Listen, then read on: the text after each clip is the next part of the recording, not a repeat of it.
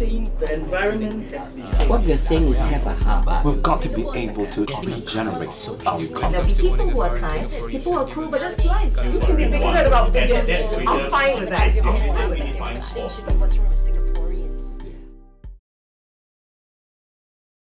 Good evening and welcome to tonight's edition of Talkabout. From fillers to boob jobs, the cosmetic industry is booming, and tonight we will get under the skin of plastic surgery. Once associated with people wanting to turn back the clock, more young people now are choosing to go under the knife. Non-surgical treatments have helped to make cosmetic surgeries very accessible, and it may no longer be only a matter of just vanity, as more people choose to judge a book by its cover, fans, employers, and people like that. And so people may feel that plastic surgery is something that they have to undergo to improve their chances of being successful. It's a fast developing occupation and preoccupation, and today what's hot in Singapore is the cute eye fad. And more disturbing, perhaps not a new procedure, but more disturbing is the trend towards vagina tightening and labia correcting. What forces are bringing this all about? And what perils do unsuspecting patients face? There are moral issues involved. Is there a need for regulation? And is our preeminent position, Singapore's preeminent position as the Centre for Cosmetic Surgery, being threatened? To help me answer these questions, I have a lineup of some of the most eminent cosmetic specialists in Singapore. We have Dr. Bernie Liu. We have Faith, who is a young girl who will give a public opinion of what she thinks of plastic surgery. We have Dr. Waffles Wu, and on my left we have Dr. Li Lian and Dr. Martin Huang.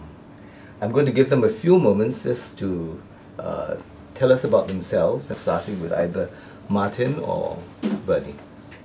It's a great pleasure to be here. I'm a plastic surgeon. I've been in practice for about 20 years, and I've been in private practice since the late 90s.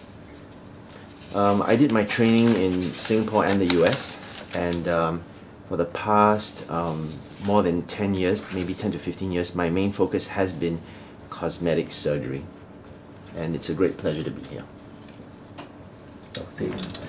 Hi, thank you again for inviting me. I'm a psychiatrist, and I've been in practice for 20 over years as well. My subspecialty is in eating disorders, which means I see a lot of patients with body image issues as well.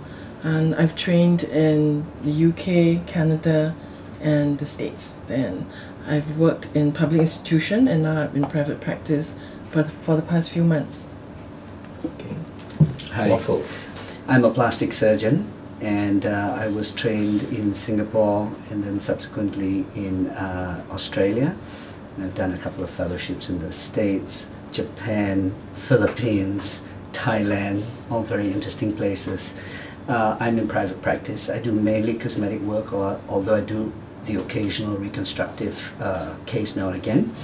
And my subspecialty is aesthetics and craniofacial surgery. And what's craniofacial surgery? Craniofacial surgery is a reconstructive section of plastic surgery which deals with the reshaping of children's heads, children who are born with deformities, cleft lip and palates, skulls that don't grow in the correct shape and form, so we surgically correct them. Martin is a craniofacial surgeon as well. Okay. And Waffles was actually he was the Young Surgeon of the Year, and he went on to make a name for himself internationally. And I know very frequently he's not in Singapore, giving talks overseas. Yes. Okay. Hi, I'm executive working in the education industry, and like many other girls, I have an interest in beauty and fashion, and recent years it seems like it's more and more common for girls to get plastic surgery, invasive or not. Okay. Yeah. And in your capacity, in your institution, which is NAFA, you come into contact with a lot of young girls and boys. I mean, plastic surgery is not something just for girls, is it? Yeah. But so far, I have not met any males who have expressed an interest in going under the knife. Or Okay, we'll let the good doctors tell us about that then. Bernie. I am an aesthetic physician by profession. I've been in practice for more than 10 years. Been in private practice for more than 4 years. And my training has been mainly local in Singapore as well as in UK. My interest is mainly in the non-invasive work such as doing lasers and Botox and fillers. But you are a surgeon.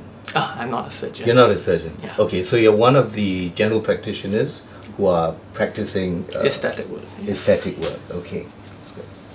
Okay, I think the first thing I want to look at really is why is there such a great interest and so many people going for cosmetic surgery? What are the forces pushing this? I think if I may, there is one particular clinic in Singapore that sees 1,200, or so we are told, 1,200 to 1,500 women in their 20s who are interested in cosmetic surgery. I don't know whether this is a result of a natural interest or whether it's a result of advertising, but what are the forces that are pushing people towards having plastic surgery? If I can start, I think the desire to look beautiful is historical. I mean, it's genetic. We are genetically pre-programmed to want to look better. But it's usually the male of the species, isn't it? No, it's male and women. Nefertiti had makeup. She had all kinds of funny procedures done on her to maintain her beauty. We've got historical records of people dabbling in cosmetics, not cosmetic surgery, but cosmetics and wanting to beautify themselves from thousands of years ago. A lot of people want to have plastic surgery, want to have corrective Well, surgery. because of availability. Maybe I can add to this. I think this is an information age currently. We have the internet, Google search engine is everywhere, and there's social media, Facebook, Twitters, and all the forums in the internet whereby people can discuss about the latest trends. So I think that's the main push for the increase in the awareness for plastic surgery as well as the other non-invasive treatments around. And it's also the amazing before and after photographs, isn't it?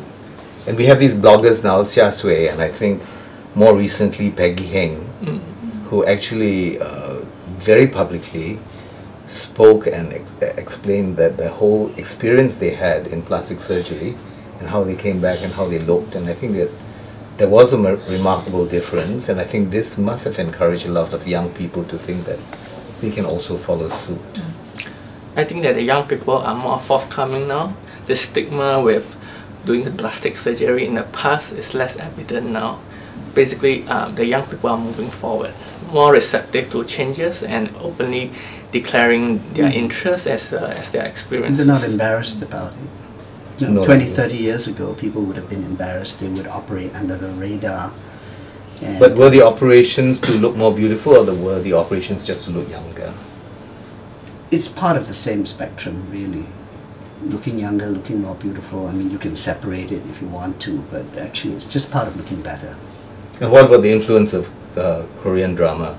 I think it's the whole K-pop. It started with the whole K-pop sensation, and then if you realize the Korean pop stars, they kind of look the same, but they all look flawless. So it's not only the face though, they have to work on their body as well. Of course, that's another portion.